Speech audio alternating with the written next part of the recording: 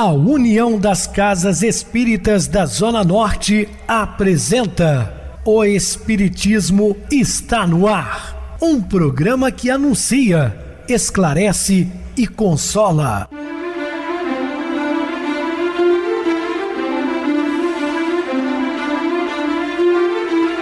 Não se turve vosso coração. Credes em Deus, credes também em mim. Na casa de meu pai há muitas moradas. Se assim não fora, eu vou-los teria dito, pois vou preparar-vos lugar. O Espiritismo está no ar. Sintonize esta frequência. Pare, pense na vida, faça perguntas.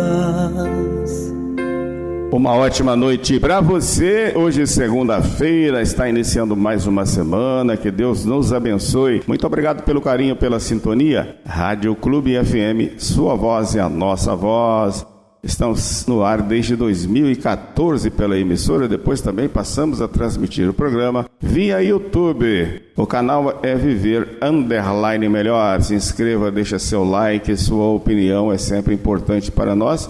Também podem digitar no YouTube O Espiritismo Está no Ar. Lá encontrarão vários programas, inclusive o do dia. Lembrando mais uma vez sobre o nosso bazar, que funciona de segunda a sexta na Casa Espírita Maria de Nazaré, Rua Diogo Álvares, número 133. É a rua da Praça do bairro Benfica, com saída para a Nova Era. Prestigie o nosso bazar. Recebo carinhosamente no programa meu querido amigo expositor espírita Guaraci Silveira. Uma boa noite, seja muito bem-vindo. Boa noite, Pedrosa, boa noite, ouvintes do programa Espiritismo Está no Ar.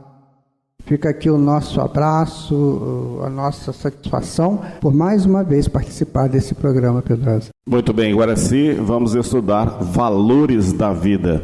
Dúvidas, entre em contato conosco ligando para a Clube FM, que é 0 operadora 32 3211 5697. Para falar comigo, utilize a TIM 98801-2675, WhatsApp 999387699 e o e-mail, o espiritismo está no ar, @hotmail.com. Interajam conosco, façam perguntas, tirem dúvidas, podem dar sugestões ao programa. Estamos à disposição dos ouvintes. Vamos agora para aquele momento muito especial que é o nosso momento de oração. Sintonize esta frequência. O Espiritismo está no ar. Momento de oração. Senhor Jesus, o nosso planeta precisa muito da vossa assistência tão direta, que sabemos que o Senhor está oferecendo. Apaziguai, Senhor, os corações e as mentes das pessoas, para que todos entendam o seu real valor perante Deus. Todos nós temos um valor incalculável para Deus, mas por desconhecermos isso, muitas vezes agimos de maneira leviana, incauta, agressiva, muito egoísta e muito orgulhosa. Isso não nos leva a nada, Senhor, a não ser as dores, as decepções, as desilusões e a recomeços dolorosos. Por isso vos pedimos, Jesus, que apazigue os corações humanos, para que eles possam refletir, porque a inteligência é já de muito domínio do mundo por muitas pessoas, que isso possa ser fator de referência para que o nosso mundo seja melhor, que assim seja. Estamos apresentando O Espiritismo Está no Ar. Bem, meus amados irmãos, estamos de volta com o assunto da noite, falando sobre valores da vida. Todo o intercâmbio entre as almas está em constante processo de renovação no sustento da marcha evolutiva de todos. Esse intercâmbio entre almas, o que nós podemos trazer para a vida atual, é a relação entre seres humanos. Nós somos seres gregários, fomos criados para vivermos em sociedade. Nenhum coração normalmente sem companhia. É triste viver na solidão, tá? Como diz o poema, é triste viver na solidão, sem mesmo a figura de um cão ou alguém que nos dê a mão. Nós necessitamos uns dos outros. Olhar, gestos e palavra, ocorrências naturais em qualquer recanto da vida terrestre, têm significações profundas para a garantia da felicidade. Existe uma linguagem corporal. Nós também podemos observar se a pessoa está bem, se não está. Não? O olhar exprime os mais diversos sentimentos na mímica da face. Então você percebe se a pessoa está feliz, se está angustiada, né? Está sofrendo. O gesto pode ser o movimento inicial de grandes ações. A palavra constrói ou também destrói. Uma palavra mal empregada no momento inoportuno pode causar danos irreparáveis, ou que pelo menos possa perdurar, às vezes por décadas. Depois que ela for lançada, não tem como voltar atrás, pelo menos no momento, para se corrigir. E facilmente, em segundos, estabelece por vezes resultados vitais para muitos anos. Toda a criação da consciência reveste-se de importância particular, desde o pensamento isolado a germinar da forja do cérebro, a plasmagem respectiva. Tudo se afirma com valor específico, registrado, medido, julgado por leis inderrogáveis. As leis divinas, elas são imutáveis. São para todos os tempos, em todas as épocas, e ninguém consegue mudá-las. As leis humanas, elas são perecíveis, elas mudam com o passar do tempo. As divinas não. Quando Jesus disse que não veio contrariar a lei ou abrogá-la, né? Mas fazê-las cumprir, ele referia claramente às leis divinas, que são eternas. Aquelas leis civis, disciplinares, criadas por Moisés, ele jogou aquilo por terra, não admitiu nenhuma delas. Modificam-se os valores da vida externa segundo os valores do entendimento. Sim, à medida que o ser vai evoluindo, ele começa a compreender melhor a vida. Examinemos semelhante realidade. No passado, o arco e a flecha, preciosos para o selvagem, carecem de proveito nas mãos do homem relativamente instruído. Foi uma ótima ferramenta para os nossos antepassados. Hoje está ultrapassada, obsoleta. Uma enciclopédia mostra a expressão diferente aos olhos do professor e aos olhos do analfabeto. O analfabeto, ele vai se fixar nas figuras, nas imagens. O professor vai estudá-la entre linhas, né? Vai descobrir o seu verdadeiro valor, o que tem de bom a acrescentar para o seu conhecimento. As notas musicais são melodias para o músico e vibrações sonoras para o físico. No meu caso, por exemplo, eu sinto as vibrações sonoras, mas eu não sei no momento que está lá no violão, por exemplo, que está dó, ré, mi, fá.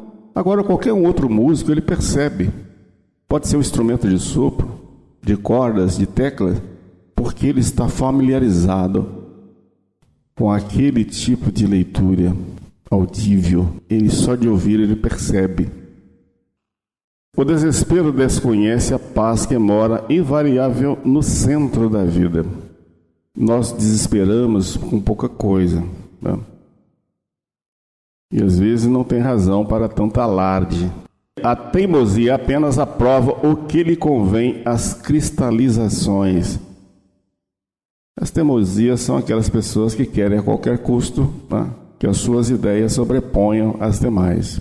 Por mais que ela esteja errada, ela sempre está teimando de que ela está correta. Esse tipo de pessoa é aconselhável a você não entrar em discussão. Não vale a pena, né? São tempos preciosos que você vai jogar fora. A pessoa não quer ouvir.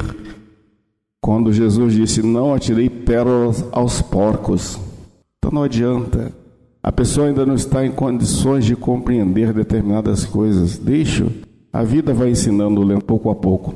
O egoísmo vê concorrentes em todas as criaturas. Filho dileto, né, do orgulho, que é a maior chaga da humanidade. Então, o egoísta, ele vê, todos estão querendo tirar o que é dele. Todos são concorrentes. Mas já a fraternidade encontra irmãos em todos os companheiros. É aquele olhar de Jesus, aquele olhar de carinho, de compreensão. Mesmo que a pessoa não seja assim, mas ele vê como um ser da família universal. A avaliação do bem e do belo varia, portanto, de espírito a espírito, de acordo com o burilamento íntimo de cada um. Eu já citei um belo exemplo, eu vou voltar a repetir. Depende do olhar de cada ser. Então você passa diante de um jardim florido, né, e olha para uma roseira com rosas belíssimas, perfumadas, e diz: que maravilha. O outro passa pelo mesmo jardim e diz assim: poxa, como essas rosas conseguem viver ao meio de tantos espinhos. É a maneira de você ver a vida, meu irmão, minha irmã. Num dos livros de Humberto de Campos, ele relata uma história de que Jesus caminhava com os discípulos. Isso não está na Bíblia, isso é um livro de Humberto de Campos. E, a um determinado momento, estava ali um cão morto por alguns dias e já cheirava mal. Os apóstolos, quando viram, taparam o nariz, viravam o rosto, coisa horrível. E Jesus disse: que belos dentes tinha esse cão. Veja só o olhar de Jesus. Foi exatamente destacar o que ele tinha de melhor no momento. Já no seu estado cadavérico, o Cristo conseguiu ver a beleza dos seus dentes. Então, meus irmãos, eu chamo a atenção para isso. Nós devemos olhar a vida com o olhar de Deus, com o olhar de Jesus.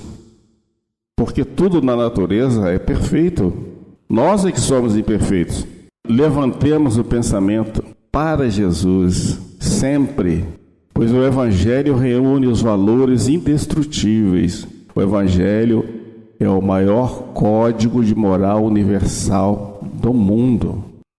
Aproveita o mínimo ensejo de auxiliar aos semelhantes. Observa o lado nobre das ocorrências, ajusta o colorido do otimismo nas telas do cotidiano. Faça boas leituras edificantes, mensagens de autoestima, isso faz um bem muito grande. Confia e espera com paciência. O objetivo maior da criação é a felicidade real de todos. É o que nós almejamos, sermos felizes. Estuda ao redor de teus passos se os seres em causas, os fatos e as vidas permanecem estacionários ou progressistas. Troquemos, de quando em quando, os grandes conceitos da caridade pelos atos miúdos que lhe confirme a existência. Não apenas os efeitos de elevado alcance e os gestos heróicos dignos da imprensa, beneficência do cotidiano, obra assistencial de cada um. Então é preciso calar o apontamento indiscreto, não empurrar os outros na condução coletiva, evitar os serviços de última hora nas instituições de qualquer espécie, sobrecarregando empregados que precisam do ônibus em horário certo para o retorno à família. Não ficar falando de maneira indiscreta, querendo penetrar na intimidade das vidas alheias, sabe? Levar para as pessoas, né, esses apertos que o outro tem que fazer. Às vezes o empresário assume uma responsabilidade e fora do contexto ali da sua produção, e ele sobrecarrega os seus empregados. Assim também nas nossas casas, né? Um sobrecarregando o outro, um não realizando a tarefa que precisa realizar para que o outro realize. Vou dar um exemplo simples: você que está acostumado a tomar seu café, sua água e deixar o copo, a xícara suja lá na pia, alguém vai ter que lavar, né? Isso é sobrecarregar o outro. E quando você precisar de novo da xícara e do copo, se o outro não lavar, ela estará suja, aí você vai sujar outra. Isso vai acontecer que os insetos vão aproveitar daquilo que está lá. Então é preciso a gente tomar esses cuidados ao levantar, arrumar a cama. Há um livro bem interessante de um militar que diz assim, o livro chama Arrume Sua Cama. E ele faz uma análise muito interessante. Ele fala, se você levanta de manhã e não arruma a sua cama, o que é que você quer do dia? Você já deixa tudo desarrumado. Que dia que você pretende que seja te oferecido? Tudo certinho? Tudo na bandeja? Se você não foi capaz de realizar uma tarefa que é sua, que é seu dever? Ah, mas eu tenho quem faça. Muito bem, mas e quando você não tiver, você não saberá fazer. É preciso a gente ter muito bom senso para viver, meus amigos, minhas amigas. A vida necessita de bom senso. O que é o bom senso? É um bom juízo, um bom ajuizamento das coisas que nos chegam. Porque nós atraímos aquilo que precisamos e somos atraídos para aquilo também que necessitamos. Então é preciso saber transitar nesse conjunto de vibrações para que a gente cresça nesse trânsito e assenhore-se dos seus grandes valores espirituais. Caso contrário, nós seremos crianças e bebês precisando que alguém faça o mingau e bota na mamadeira e põe na nossa boca. Isso é muito triste.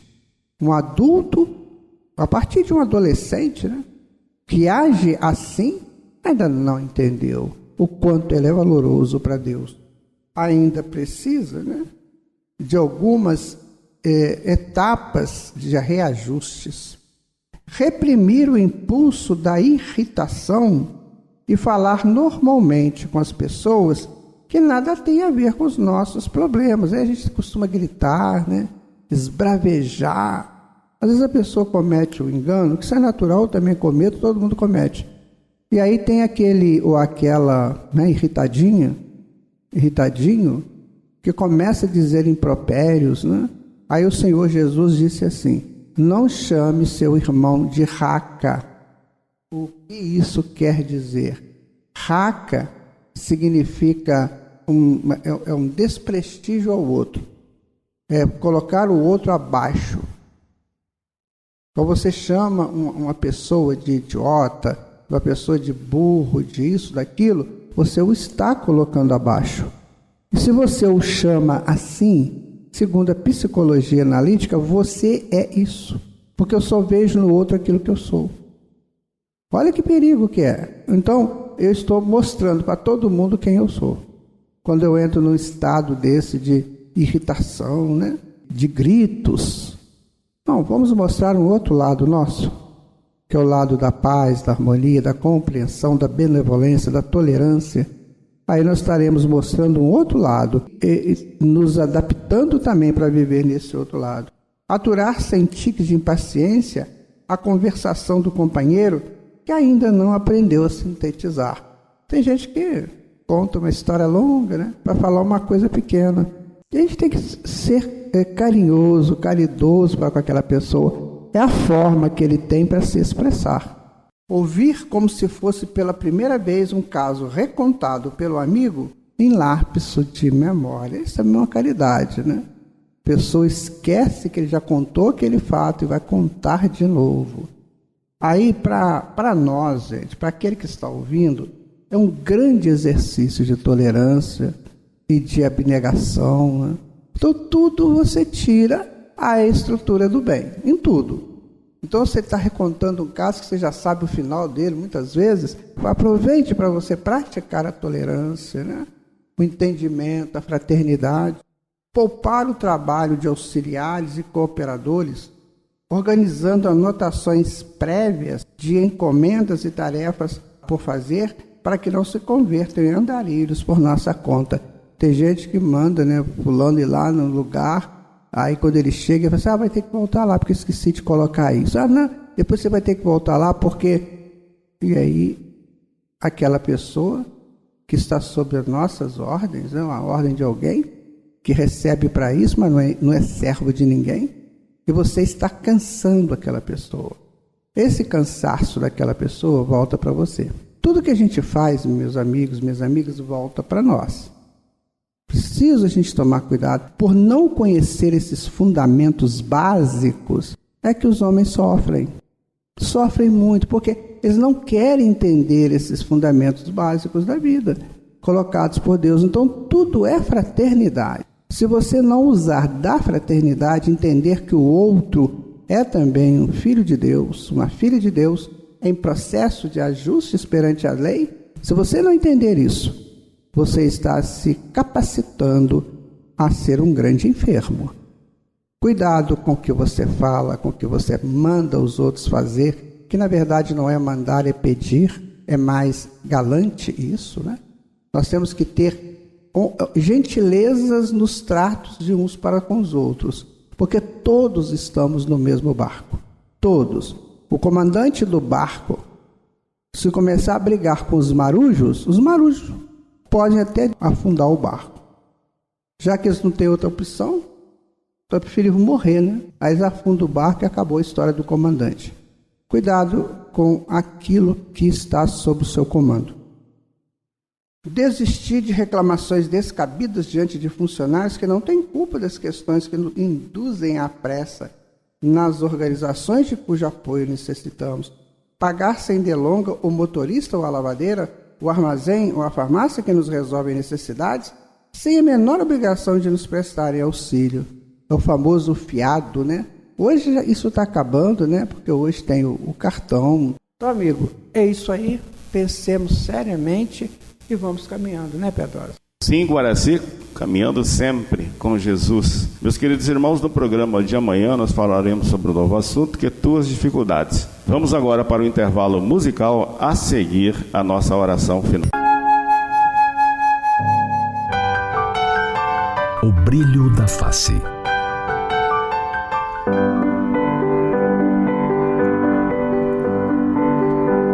Na narrativa da recepção dos 10 mandamentos, lemos que o legislador hebreu desceu do Monte Sinai trazendo nas mãos as tábuas da lei, lavradas em pedra. O que ele não se dera conta é que, por ter estado em contato com a espiritualidade superior, seu rosto resplandecia. Tanto que os filhos de Israel temiam olhar para ele. Por isso, durante algum tempo, ele precisava colocar um véu sobre o rosto toda vez que fosse falar ao povo. Esse fenômeno se chama transfiguração. E a de Moisés foi luminosa e duradoura. Os filhos de Israel, diz o texto bíblico de Êxodo, viam o rosto de Moisés, no qual resplandecia a pele. Sua face deixava transparecer a grandeza daqueles momentos em que estivera num contato mais estreito com espíritos superiores. Um contato para o qual ele se preparara largo tempo. Segundo as anotações bíblicas, foram 40 dias e 40 noites no Sinai. Um longo preparo para a recepção de um código tão importante para a humanidade. No Novo Testamento, por sua vez, temos as narrativas dos evangelistas Mateus, Marcos e Lucas, referindo-se à transfiguração de Jesus no Monte Tabor. Como testemunhas, somente os apóstolos Pedro, Tiago e João. O texto de Mateus diz que Jesus se transfigurou diante deles. O seu rosto resplandeceu como o sol, e as suas vestes se tornaram brancas como a luz. O evangelista João, por sua vez, dá o seu testemunho ocular com a frase: "Vimos a sua glória como a glória do unigênito do Pai, cheio de graça e verdade." Com certeza, foi a única vez durante a sua vida carnal que Jesus se mostrou em toda a sua grandeza, brilhando como o sol, espírito perfeito que é. 2 transfigurações. A segunda, ainda maior do que a primeira.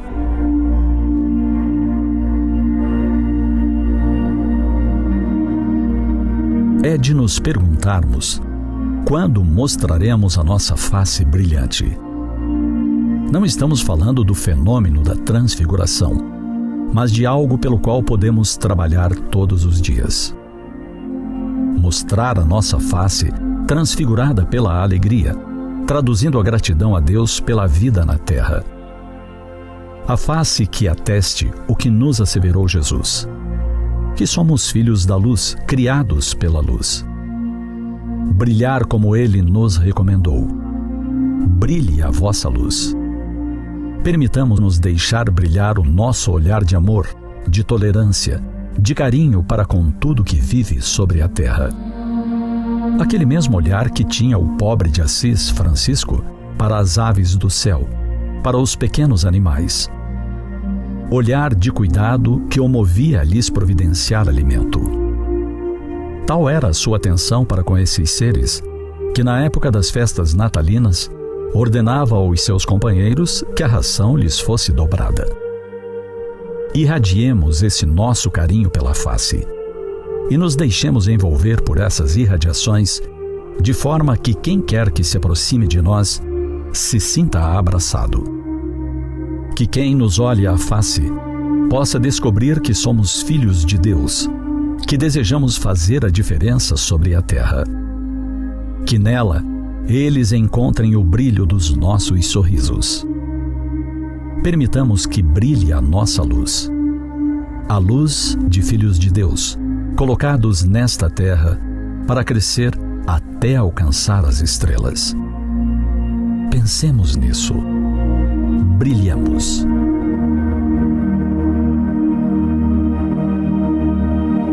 Sintonize esta frequência. O Espiritismo está no ar. Momento de oração. Queridos e amados irmãos em Cristo, preocupação na realidade significa ocupar-se de um problema antes que ele aconteça.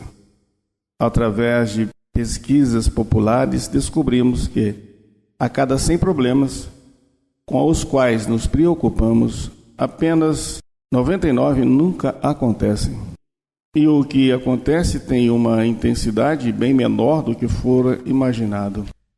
Cada fracasso é uma bênção disfarçada, pois nos dá sempre uma lição que de outra maneira talvez nunca aprendêssemos. Quase todos os fracassos são apenas derrotas temporárias. Nada tema se encontrar alguma oposição. Lembra-se de que o papagaio do êxito ergue-se geralmente contra o vento da adversidade e nunca com ele. Então, meus queridos irmãos, é nos momentos difíceis que aprendemos a nos superar. Nós temos muito mais coragem do que imaginamos. E sempre devemos contar com a espiritualidade amiga para nos intuir e muitas vezes nos dirigir. Que Deus nos abençoe. Muita paz a todos. Meu querido irmão Guaraci, suas despedidas. Deixo meu abraço aqui para todos os nossos irmãos e irmãs que estão aqui conosco. E vamos continuar, né? Estudando, aprendendo e praticando. Boa noite, Pedrosa. Boa noite, Guaraci. Muito obrigado pelo apoio aqui no programa. Boa noite também a todos os amados irmãos ouvintes do YouTube, internautas do Brasil, do exterior, nossos irmãos da Zona Norte, de Juiz de Fora, que nos acompanham com a rádio local 87,9, Rádio Clube FM. Continue ligados, ouvindo a nossa próxima atração, o programa Batidão com DJ Tico, a seguir na voz de Ailton Moreno, o Encontro Central. Boa noite a todos e até amanhã, se Deus quiser.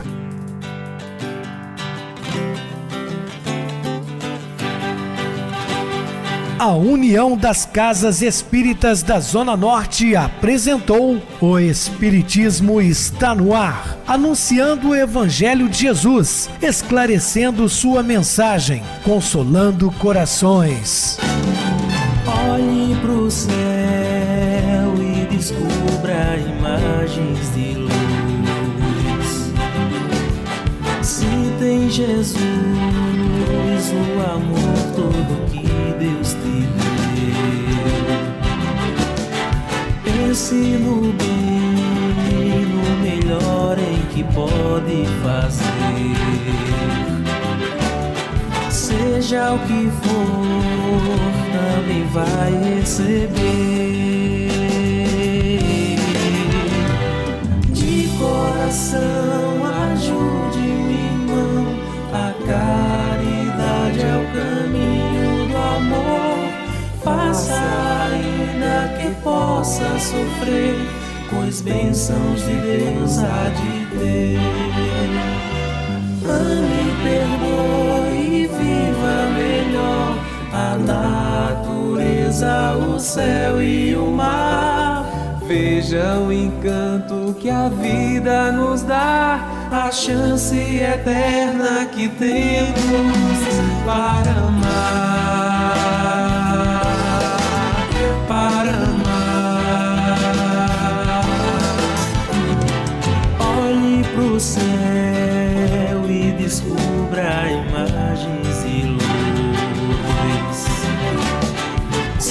em Jesus o amor todo que Deus te deu. Pense no bem, no melhor em que pode fazer. Seja o que for, também vai receber. De coração ajude o irmão, a caridade é o caminho do amor. Faça ainda que possa sofrer, pois bênçãos de Deus há de ter. Ame, perdoe e viva melhor a natureza, o céu e o mar. Veja o encanto que a vida nos dá, a chance eterna que tem